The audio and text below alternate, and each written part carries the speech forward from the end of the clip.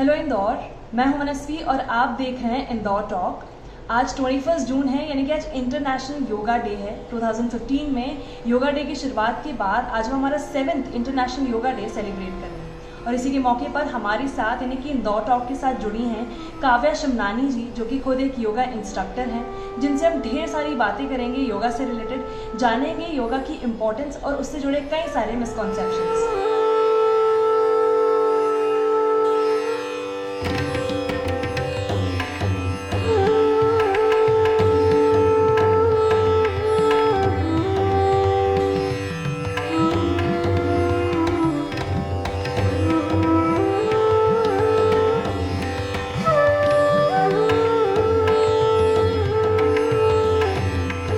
आपका बहुत बहुत स्वागत है काव्या जी इंदौर टॉक में।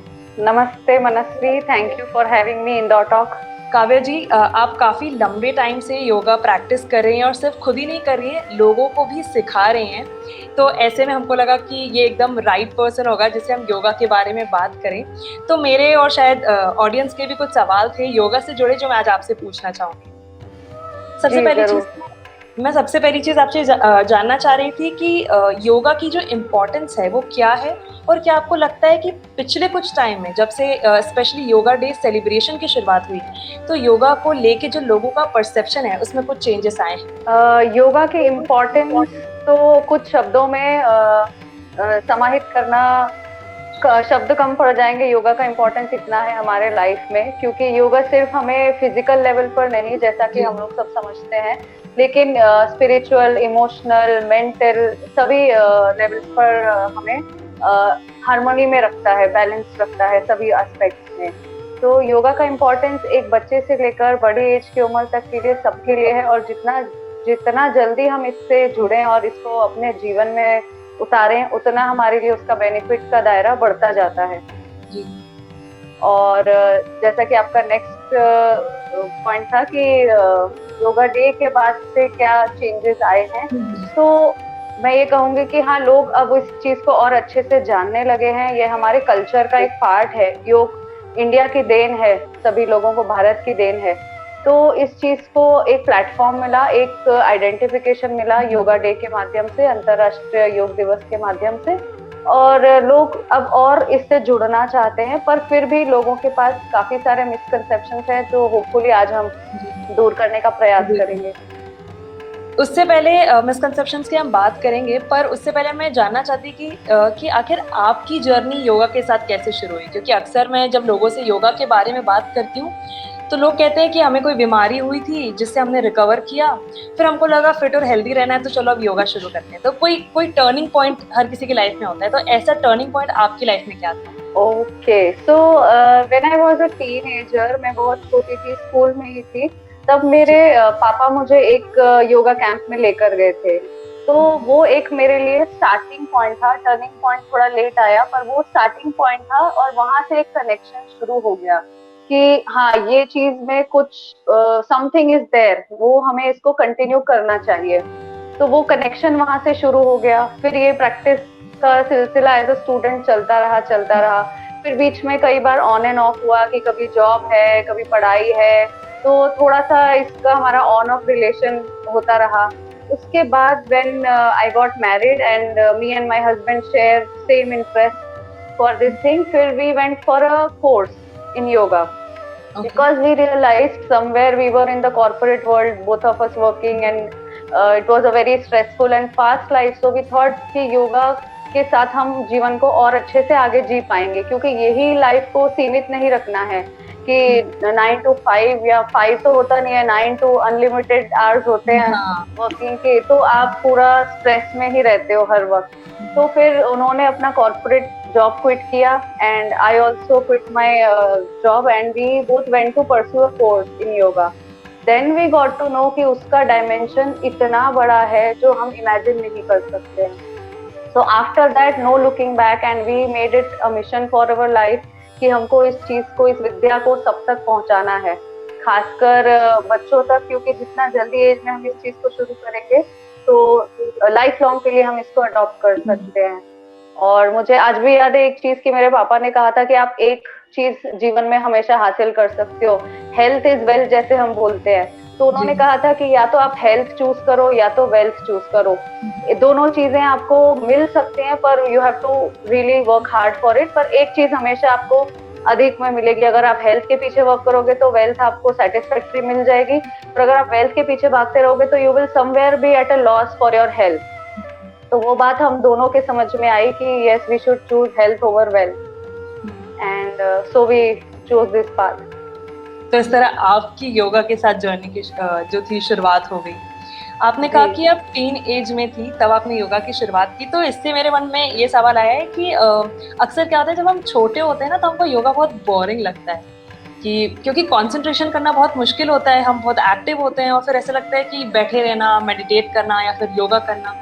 तो ऐसे में यदि आप जब बच्चों को योगा सिखाती हैं, क्योंकि आप खुद भी एक ट्रेनर हैं, तो वो आपके लिए कितना चैलेंजिंग होता है? मतलब क्या सही वे क्या होगा जिससे हम बच्चों को थोड़ा सा योगा की तरफ उनका ध्यान ले जा सकें? तो जब मैंने योगा शुरू किया था तब मैंने भी एक फॉर्मल ट्रेनिंग के साथ में ही शुरू किया था, और स्कूल में जब हमें योगा कराते थे तो हम एक्सक्यूजेस मार के बंक मारते थे कि योगा सेशन को अटेंड नहीं करना है, क्योंकि वो हमें एक बिल्कुल ही बड़ों के जैसा और बहुत ही टिपिकल वे में आज भी कई स्कूल में उसी तरीके से सिखाया जाता है।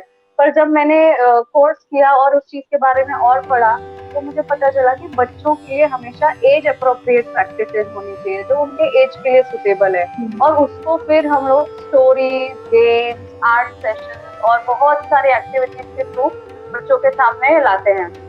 सो दे रियली एंजॉय, उनको बहुत मजा आता है। आज तक एक भी बच्चे ने ऐसा नहीं कहा कि मुझे इसमें मजा नहीं आया, या मैं अब उनके साथ में एक क्विज कर लेती हूँ एक सेशन में, पहले सेशन में, कि how many of you think yoga is boring, so everybody will say yes yoga is boring, and right after 15 or 20 minutes they will change their mind totally and they will not want the session to end। उनको लगता है कि ये हम पूरा दिन कर सकते हैं। तो आई फील समवेयर कि मैं थोड़ा सा इस चीज में सक्सेसफुल हो रही हूँ कि बच्चों का मैं और लोगों का माइंडसेट बदल सकूं कि योगा बिल्कुल बोरिंग नहीं है, उसको क्रिएटिवली प्रेजेंट करना पड़ता है। एक्चुअली मुझे लगता है कि योगा एक बोरिंग चीज़ है, ये भी लोगों का एक बहुत बड़ा मिसकंसेप्शन है। जैसे कि एक और मिसकंसेप्शन मैं बताऊं कि ऐसा बोलते हैं ना कि योगा करना है तो आपको सुबह जल्दी उठ के योगा करना है, मतलब आप लेट उठे हैं तो आप योगा मत कीजिए, आप शाम को योगा मत कीजिए। तो मुझे ना ऐसे मिसकंसेप्शंस के बारे में आपसे थोड़ा जानना था कि वाकई योगा करने का कोई एकदम फिक्स टाइम होता है कि 6 बजे करना है या फिर ऐसे करना है वैसे करना है, तो इसके बारे में आप प्लीज कुछ बताइए। तो वैसे तो ideal time is early morning. आप सनराइज के साथ अगर कर ले और सबसे पहली चीज अगर दिन में कर ले तो you are free for the rest of the day, और उसका सबसे अच्छा बेनिफिट भी मिलता है, ये बात तो फैक्ट है। पर अभी की लाइफ सबकी हमारी जैसे बहुत बिजी है, B it home maker, B it a working person, B it anybody, even a student जिसका सुबह सुबह स्कूल है या कॉलेज के क्लासेस हैं, तो उनको भी अर्ली मॉर्निंग में टाइमिंग समहाउ नहीं अवेलेबल हो पाता है, बट वो चाहते हैं कि वो अपने लिए कुछ करें। तो इस संदर्भ में मैं कोट करना चाहूंगी हमारे गुरुजी Swami Niranjanananda Saraswati from Bihar school of yoga. हम सत्यानंद योग ट्रेडिशन को फॉलो करते हैं, और उन्होंने इस चीज के लिए छोटे छोटे कैप्सूल्स बना के दिए हैं। जैसे हम विटामिन के और मिनरल्स के अलग अलग कैप्सूल अलग अलग टाइम पे ले लेते हैं, राइट, कुछ दवाइयां सुबह उठते से लेते हैं खाली पेट, कुछ रात को सोते समय लेते हैं, उस तरीके से उन्होंने छोटे छोटे कैप्सूल्स हमें बताए हैं जो हम किसी भी टाइम पे स्प्लिट करके ले सकते हैं दिन भर में। जैसे कि सुबह उठते ही हम लोग थोड़ा सा मंत्र चैंटिंग के साथ शुरू कर सकते हैं, और कुछ एक बेसिक आसनास होते हैं जो स्पाइन को स्ट्रेच दे देते हैं, क्योंकि हम कुछ घंटों से एक ही पोजीशन में लेटे हुए हैं, तो स्पाइन को थोड़ा सा स्ट्रेच करने के लिए कुछ प्रैक्टिसेस होती हैं, वो आपने सुबह सुबह कर ली, इट विल टेक हार्डली 5 और 10 और मैक्सिमम 15 मिनट्स। उसके बाद ब्रेकफास्ट के पहले आपने कुछ आसन कर लिए, और जैसे जल नेति वगैरह की प्रैक्टिस है जो अभी कोविड के सिनेरियो में भी बहुत यूजफुल है, वो आप सुबह कर लीजिए, और शाम को भी टाइम है तो शाम को भी कर सकते हैं। और लंच के पहले आप जैसे थोड़ा रिलैक्सेशन कर ले, क्योंकि first half of the day you have crossed, तो थोड़ी सी थकान नेचुरली आ जाती है, तो तब आप कुछ 5 या 10 मिनट का शवासन का प्रैक्टिस कीजिए, या योग निद्रा एक बहुत ही ब्यूटीफुल प्रैक्टिस है, सत्यानंद योग की देन है जो योग निद्रा को आप करें। तो हमारे प्रधानमंत्री जी ने भी उसको ट्वीट किया था पिछले साल लॉकडाउन के समय कि वो नियमित रूप से योग निद्रा का अभ्यास करते हैं, जिससे कि क्या होता है, आधे या पौन घंटे की जो योग निद्रा है एक गाइडेड मेडिटेशन के जैसे है, वो आपको 4 घंटे की गहरी नींद के बराबर का रिलैक्सेशन देती है। तो वो आपको अगर ज्यादा टाइम है आप उतना करें, नहीं तो एक शॉर्ट नैप जो आप ऑफिस में चेयर पे बैठे हुए भी बस आंखें बंद कर लें, सारी बॉडी को रिलैक्स कर लें और फिर आप अपने काम पे वापस जा सकते हैं। तो ये कुछ चीजें हैं। फिर कुछ चीजें हैं जो आप डेस्क पे बैठे बैठे या अपने चेयर से उठ के स्ट्रेचिंग कर सकते हैं। फिर से नेक मूवमेंट्स हैं, शोल्डर मूवमेंट्स हैं, आईज के लिए मूवमेंट्स है, बिकॉज आजकल हमारा most of the time screen पे जाता स्क्रीन पे है। जाता है, एग्जैक्टली। तो इस तरीके से इवनिंग में फिर आप घर लौटते हैं या जब आप अपने काम को वाइंड अप करते हैं, then again you can do shavasana और रिलैक्सेशन एट दैट टाइम, और लाइट मेडिटेशन।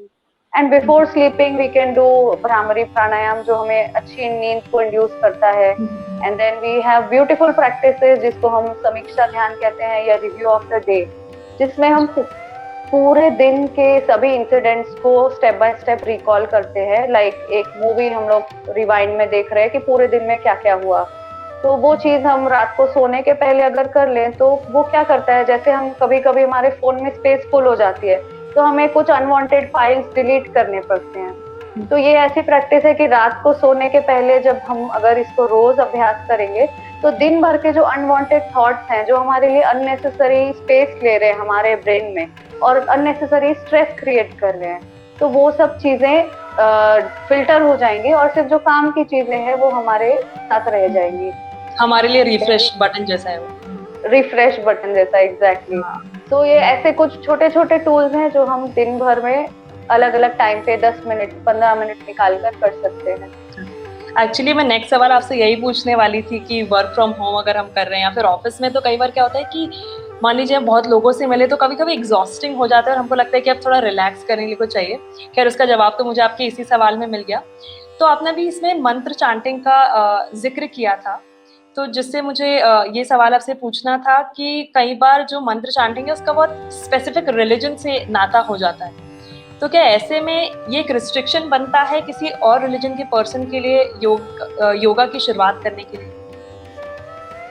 मंत्र जो बेसिकली है वो क्या होते हैं, हम उसको रिलीजन से जोड़ देते हैं, पर मंत्र जो होते हैं वो स्पेसिफिक साउंड सिलेबल्स होते हैं जो कि एक फ्रीक्वेंसी प्रोड्यूस करते हैं, एक वाइब्रेशन प्रोड्यूस करते हैं हमारे बॉडी में। अगर जो साइंस के स्टूडेंट्स हैं या तो मेडिकल फील्ड से है, वो ये जानते हैं कि हमारे ब्रेन में कुछ अलग अलग तरीके की वेव्स होती हैं, अल्फा बीटा गामा वेव्स होती है।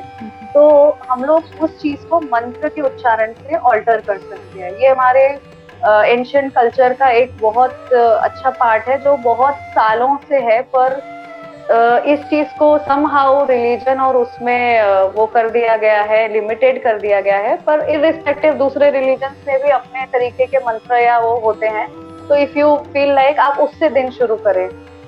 पर जो मंत्र है they are not specific to any religion, वो एक साउंड सिलेबल्स हैं। Again I would like to repeat, जो एक पर्टिकुलर फ्रीक्वेंसी प्रोड्यूस करते हैं, एक वाइब्रेशन प्रोड्यूस करते हैं, जिससे हमारी वेव्स ऑल्टर होती हैं, हमारा मन शांत होता है, पॉजिटिविटी आती है, सेल्फ कॉन्फिडेंस आता है। तो these are nothing but scientifically sound syllables. हाँ, तो बेसिकली किसी मंत्र चैंटिंग के कारण हम योगा को on the basis of religion वो नहीं कर सकते हैं कि हमको इसलिए योग नहीं करना है क्योंकि स्पेसिफिक रिलीजन का कुछ उसमें यूज हो रहा है। नहीं नहीं नहीं, yoga is science, it is not a religion. Exactly, ये थोड़ा सा मुश्किल रहता है लोगों को समझाना। हाँ, राइट राइट राइट। पर we have people from all parts of the world practicing yoga nowadays. दूसरे कंट्रीज के लोग तो उसको हमसे ज्यादा शायद अडॉप्ट कर रहे हैं, बिकॉज हमारे लिए ये हमारे देश की चीज है, पर हमें उसमें उतना प्राइड अभी हम नहीं ले पा रहे हैं, सब लोग कलेक्टिवली जितना लेना चाहिए। आपने अभी बात की कि फॉरेनर्स ज़्यादा योगा को प्रैक्टिस करें, तो मैंने कुछ दिन पहले एक आर्टिकल पढ़ा था जिसमें था कि अमेरिका और अदर कंट्रीज़ में योगा से रिलेटेड जो सामान होता है, जैसे कि योगा मैट हो गए या फिर कैंडल्स हो गई, उनकी बिक्री बहुत ज़्यादा बढ़ गई। तो क्या आपको ऐसे में लगता है कि काफ़ी कमर्शलाइज हो गया है योगा और उसको काफ़ी फैशनेबल बना दिया गया है, कूल बना दिया गया है कि नहीं मैट लेनी है, स्ट्रेच पैंट्स लेने हैं, आपको टी शर्ट ऐसे चाहिए, बैकग्राउंड में म्यूजिक होना चाहिए और उसके बाद ही योगा होगा? ऐसा बिल्कुल नहीं है। योगा के लिए आपको सिर्फ और सिर्फ दो बेसिक चीजों की जरूरत है, दो नहीं तीन कहूंगी। एक तो आपका एटीट्यूड और विलिंगनेस, सबसे पहली चीज आप उसको करना चाहें, और दूसरी चीज है आपको सिर्फ एक दरी की जरूरत है, एक मोटी दरी जो स्लिप ना होती हो। या फिर एक मैट, जो भी आपके लिए कन्वीनियंट है वो, और एक वेल वेंटिलेटेड रूम, चाहे वो छोटा सा ही हो पर अच्छा वेंटिलेटेड रूम हो। तो आप अपनी प्रैक्टिस उस 2.5 बाय 6 के मैट पे कहीं भी आप शुरू कर सकते हैं, आप किसी भी जगह पे हो। या उसके लिए कोई भी प्रॉप्स की जरूरत नहीं है, ये इस चीज को कमर्शियलाइज जरूर किया गया है, पर हम जिस ट्रेडिशन को फॉलो कर रहे हैं, सत्यानंद योग ट्रेडिशन को, उसकी ब्यूटी यही है कि हमें इसमें कुछ भी फैंसी चीज नहीं है, प्लस हम इसमें अपने अंदर से कनेक्ट होना सीखते हैं, तो बाहर की कोई चीज रेलेवेंस नहीं रखती है। You just need a peaceful environment, that's it. हाँ, क्योंकि आजकल बहुत लोगों में ऐसा हो जाता है ना कि म्यूज़िक बहुत ज़रूरी है। लोग ज़्यादातर ज़ुम्बा या फिर जिमिंग जैसी चीज़ों की तरफ बहुत ज़्यादा जा रहे थे। तो इसलिए ये सवाल मेरे मन में काफ़ी लंबे समय था। और एक और चीज़ कि ये तो हम जानते हैं कि कितना ज़्यादा बेनिफिशियल है योगा हमारे फिज़िकल हेल्थ के लिए। पर आखिर अगर मेंटल हेल्थ की हम बात करें तो वहाँ पे योगा एक कैसा रोल प्ले करता है? इस बारे में आपसे जानना चाहूँगी।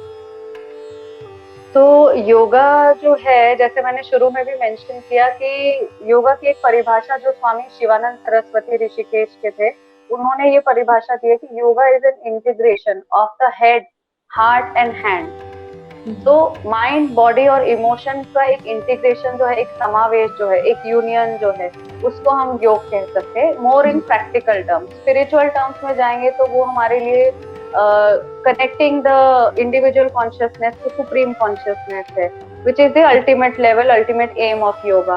बट इन प्रैक्टिकल लाइफ आज के जमाने में जो हम जो अचीव करना चाहते हैं, फर्स्ट स्टेप इज कि हमारे हेड, हैंड और हार्ट में हार्मनी होनी चाहिए। ये हमारे गुरु जी का दिया हुआ एक योगा का डेफिनेशन है, which we all abide bye.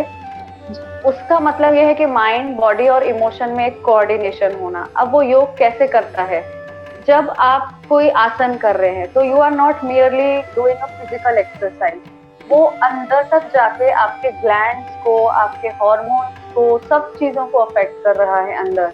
तो इवन ब्लड सर्कुलेशन, ऑक्सीजन का सर्कुलेशन, प्राण वायु जिसको हम बोलते हैं, वाइटल फोर्स, उसका हर पार्ट तक पहुंचना, वो सब चीजों पे ये डिफरेंट पर्सपेक्टिव्स पे योग काम करता है। तो हमें बाहर से सिर्फ यूं लग रहा हो कि हम सिर्फ एक आसन कर रहे हैं और हमको उसको परफेक्शन पे ले जाना है, पर उसका जो बेनिफिट है इनविजिबल रूप में, इंटरनली सटल फॉर्म में बहुत ज्यादा है। सटल उसके बहुत बेनिफिट्स हैं। तो ऑटोमेटिकली आप देखें, आप कोई भी फॉर्म ऑफ एक्सरसाइज करते हैं तो उस दिन आपको अच्छा लगता है, क्योंकि आपकी बॉडी हैप्पी हार्मोन सिक्रीट करती है when you are working out in any form. तो योगा इस चीज को बहुत मैनीफोल्ड बेनिफिट देता है कि आप बहुत सारे डायमेंशंस को आप टच कर सकते हैं। कई बार जब हम बात करते हैं मेंटल हेल्थ की तो ये काफ़ी सजेस्ट किया जाता है कि आप मेडिटेशन करिए, आप बहुत रिलीफ फील करेंगे। तो ऐसे में योगा और मेडिटेशन किस तरह अलग हैं और किस तरह एक जैसे हैं? ये मैं आपसे जानना चाहूँगी। योगा एक बहुत बड़ा डाइवर्स सब्जेक्ट है, जो बेसिकली अगर मैं आपको सम अप करना चाहूँ तो महर्षि पतंजलि ने इसके 8 अंग बताए हैं, अष्टांग योग जिसको कहा जाता है। तो उसमें कुछ पार्ट्स हैं, 8 पार्ट्स हैं योग के, जिसको हम कहते हैं यम, नियम, आसन, प्राणायाम, धारणा, ध्यान और समाधि। तो ध्यान जो है यानी मेडिटेशन, वो उसी का एक पार्ट है। और अभी हमारा पर्सपेक्टिव सिर्फ आसन और प्राणायाम तक लिमिटेड होता है, और मेडिटेशन को हम सिनोनिमस ले लेते हैं योग के। हाँ, वो उसके पार्ट ही है, दोनों पैरेलल ही चलते हैं। पर मेडिटेशन के लिए अगर आपको 5 मिनट भी ऐसा स्थिर बैठना है तो क्या आप बैठ सकते हैं? आप ट्राई करके देखिए, आपको उन्हीं 5 मिनट में भी नहीं, 5 सेकंड में मैं बोलूंगी कि 10 थॉट आ जाएंगे कि अरे ये करना बाकी है, अरे वो करना, या फिर आपको कहीं इचिंग होगी, कहीं मच्छर आ रहा है, कुछ हो रहा है। हाँ, तो ये सबसे ज्यादा कॉमन चीज है। बहुत चीजें हैं जो उसके लिए हम क्या करते हैं, आसन और प्राणायाम से अपने बॉडी को एक फ्लेक्सिबिलिटी देते हैं, जिससे हम लंबी देर तक शांत बैठ सकें। प्राणायाम से हम अपनी ब्रीदिंग को कंट्रोल करते हैं। ये सब चीजें हमें एक एक स्टेप हमें अगले स्टेप के लिए प्रिपेयर करती है। तो ध्यान थोड़ा सा बाद में आता है, पर शुरुआत हमें आसन से करनी पड़ती है। हाँ, पर ध्यान के भी सब कैटेगरी है, मतलब एक योगा के पार्ट में। ओके जी जी। एक चीज़ और जो मैं इसलिए आपसे पूछना चाहूँगी, क्योंकि आप खुद इस प्रोफेशन में भी हैं, आप योगा ट्रेनर हैं, इंस्ट्रक्टर हैं। तो ऐसे में योगा को अगर हम एज ए प्रोफेशन देखें ऑफ कोर्स वो हमारी पर्सनल लाइफ के लिए तो काफ़ी बेनिफिशियल है, इसलिए हमें डेली प्रैक्टिस करना चाहिए। पर यदि कोई इंसान उसे एज अ प्रोफेशन आगे करियर बनाना चाह रहा है तो उसमें वो कितना बेनिफिशियल है, और क्या अभी उसमें कोई स्कोप है आगे? योगा में अभी के सिनेरियो में भी बहुत स्कोप है, हमेशा से रहा है, क्योंकि जो लोग इसका इम्पोर्टेंस रियलाइज करते हैं वो उसको कभी नहीं छोड़ते हैं। प्लस योग को हमेशा गाइडेड उसके अंडर करना चाहिए, गाइडेड इंस्ट्रक्टर के साथ जो एक्सपीरियंस हो, जो अच्छी जगह से कुछ किए हो। आज हम कुछ भी जी। लेने जाते हैं तो हम उस चीज के इंग्रेडिएंट्स या जो भी कंपनी है बना रही है वो हम सब पढ़ते हैं, डिटेल्स पढ़ते हैं। पर योगा या कोई भी एक्सरसाइज करने से पहले हम ये नहीं देखते कि कौन कितना क्वालिफाइड है जो आपको सिखा रहा है। आज हम स्कूल में भी एडमिशन कराते हैं बच्चे का तो हम ये देखते हैं कि टीचर्स कितने अच्छे हैं, वहाँ का स्टाफ कैसा है, वहाँ की करिकुलम कैसी है, सब चीजें हम वो करते हैं। पर योगा हम ये देखते हैं कि जहाँ फ्री में हो रहा है या जहाँ सस्ता हो रहा है हम करना शुरू कर देते हैं। तो ये चीज हमें हम अपने शरीर के लिए कर रहे हैं इस चीज को। तो हम यदि डॉक्टर भी अच्छे से अच्छे के पास जाना चाहते हैं, उसी तरह से योगा भी आपके माइंड और हेल्थ को ऑल्टर करेगा। अगर आप उसको गलत तरीके से करते हैं तो आपको उसके बेनिफिट की बजाय नुकसान होता है। इसीलिए उसे गाइडेड उसके अंडर करना चाहिए, और इस वजह से योगा का स्कोप काफी बढ़ता है, नेशनल नहीं इंटरनेशनल लेवल तक। और आज के इसमें कोविड का जो मैं एक पॉजिटिव साइड इफेक्ट देखती हूँ कि सब चीज वर्चुअल हो गई है, ऑनलाइन हो गई है, तो इसका स्कोप और बढ़ गया है। जैसे मैंने खुद देखा, अगर मैं सिर्फ इंदौर में रहकर एक रीच करना चाहूँ तो मैं अपने लोकेशन तक लिमिट हो जाती हूँ कि इसके बियॉन्ड में शायद नहीं कर पाऊंगी, या टाइमिंग वाइज। अब जब सब वर्चुअल है तो इसका स्कोप और एक्सपैंड हो गया कि अलग अलग देशों से लोग जुड़ रहे हैं, बच्चे जुड़ रहे हैं, अपने टाइम कन्वीनियंस से सब अपने घर से इस चीज को कर पा रहे हैं। तो इसने इसके स्कोप को और बढ़ा दिया है। प्लस योग का इम्पोर्टेंस तो हमेशा रहना है, क्योंकि वो एक लाइफस्टाइल है। योगा सिर्फ एक एक्सरसाइज नहीं है, एक लाइफस्टाइल है। और धीरे धीरे हमें वापस, जैसे हम कह रहे हैं ना, बैक टू बेसिक्स जाना है, तो बेसिक्स हमारा योग ही है, जिससे सारी चीजें इर्द गिर्द जुड़ी हुई है।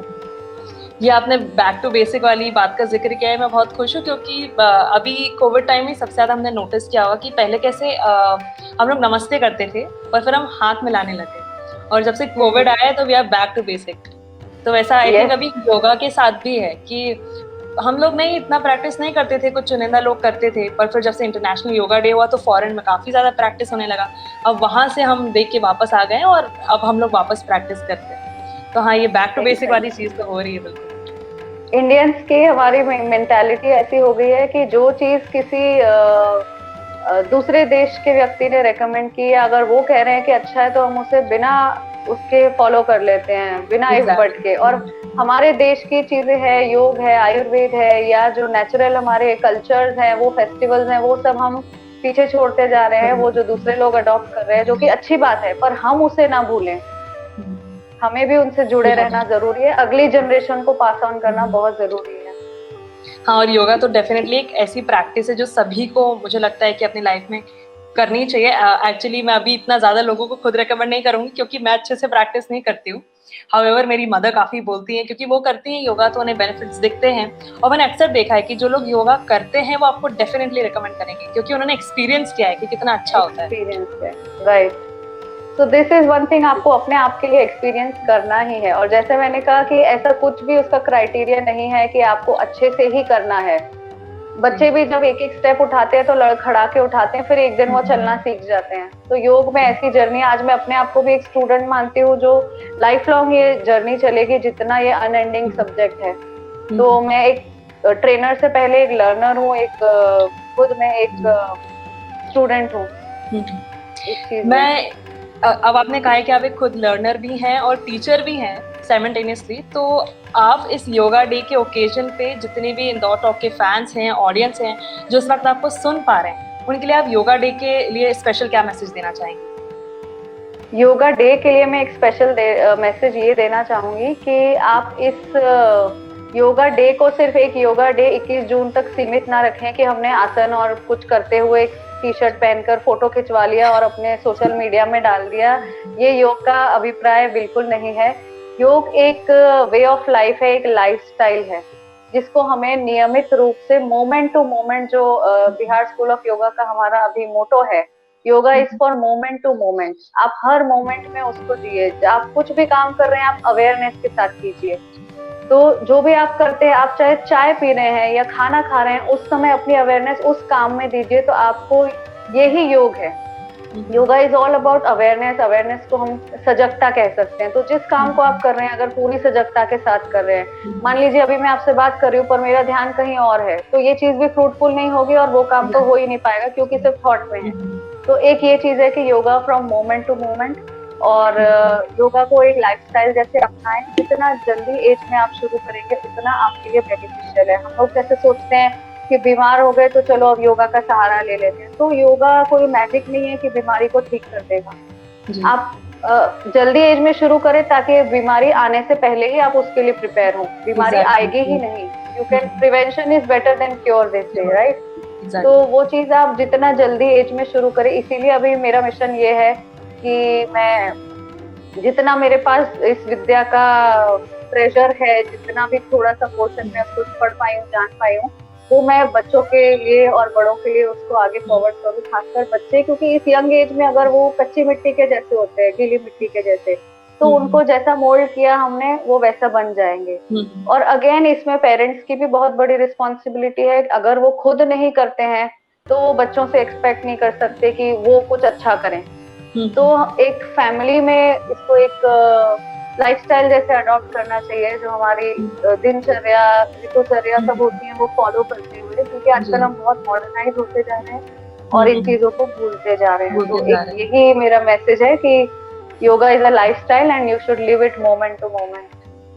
Thank you so much Kavya ji. आपका मैसेज स्पेशली मुझे काफ़ी पसंद आया कि योगा इज़ अ लाइफस्टाइल। तो हमें उसको तब प्रैक्टिस नहीं करना है जब एकदम नौबत आ जाए कि शिट अब हेल्दी रहना है। आपको डेली उसको प्रैक्टिस करना चाहिए कि हाँ हमको ऑलवेज हेल्दी रहना है, तो कैसे। Thank you so much Kavya ji, आपका इतना कीमती समय हमें देने के लिए। आई होप आपका जो मैसेज है वो इंदौर की और इंदौर से भी दूर कई सारी जनता को पहुँचे, सब अपनी लाइफ में योगा को डेली प्रैक्टिस करें। Thank you ma'am. Thank you so much, thank you for having मी। तो ये थी हमारे साथ काव्या शमनानी जी, जिन्होंने योगा डे के इस स्पेशल ओकेजन पे हम सभी से योगा से रिलेटेड काफ़ी सारी बातें की, उनके एक्सपीरियंस शेयर किए और ये बताया कि आखिर लाइफ में योगा कितना इम्पोर्टेंट है। एक बार आप सभी को योगा दिवस की ढेर सारी शुभकामनाएं। यदि ये वीडियो आपको पसंद आया हो तो इंदौर टॉक के फेसबुक पेज को लाइक करें और यूट्यूब चैनल को सब्सक्राइब करें। साथ ही ऐसे ही और कई सारी वीडियोस के लिए फॉलो करते रहिए और देखते रहिए इंदौर टॉक।